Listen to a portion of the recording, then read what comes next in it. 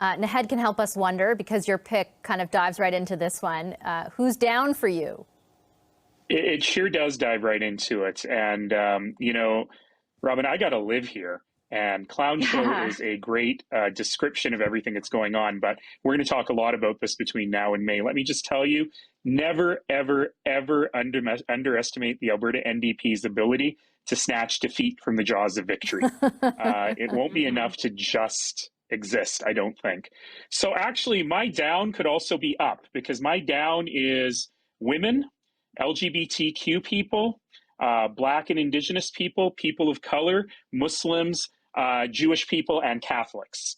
And the reason that all of those people are down, I suppose they could be up, because if you believe Danielle Smith, that means none of those people have ever faced discrimination in Danielle Smith's 51 years on this earth. I would suggest they're down because obviously she couldn't care less about them. And I was willing to chalk this up to first day jitters. She gave an hour-long press conference on her first day. Good for her, answered a lot of questions. But this is kind of unforgivable on day one. Not only did she ruin what should have been the best day of her life as her first day as premier, but let's remember that Danielle Smith, although, as I mentioned last week, is the least qualified premier to take office in Alberta, probably in modern history, maybe in our entire history, she did work in the media for a long time. She knows how to speak. She says what she means, and she means what she says. And yesterday, she said the quiet part out loud. And her clarification statement today is one of the worst pieces of corporate communication I've ever seen. I'm going to read you just a quick bit of it.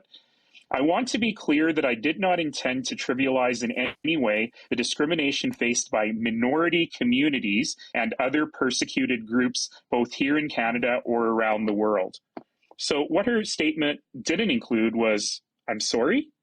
What her statement didn't include was any empathy. In fact, she doubled down on her statement about how the unvaccinated are so terribly discriminated against. And then she says at the end, I will meet with minority groups to better learn about their persecution.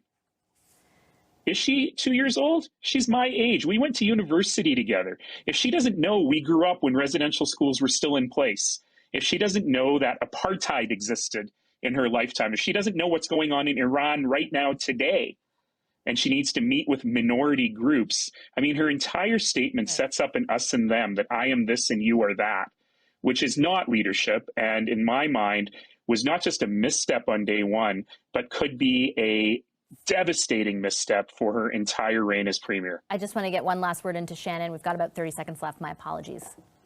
It's also worth noting that she said that in response to a question that was directly saying, how can you say that people who choose not to be vaccinated are in the same human rights category as all kinds of other people whose identity that they are persecuted for is not a choice? Like, the question was very much set up as, don't you think this is a pretty revolting and boneheaded comparison? And she just went for it. And I agree, she knows exactly what she's saying anyway. Okay, sorry, I have to cut it off. The show's about to end. Thanks, everyone. Robin Urbach, Shannon Proudfoot, thank you, and Naheed Nenshi. That does it for us tonight on Power and Politics. My colleague Andrew Nichols will pick things up with the rundown here on CBC News Network. Don't go anywhere.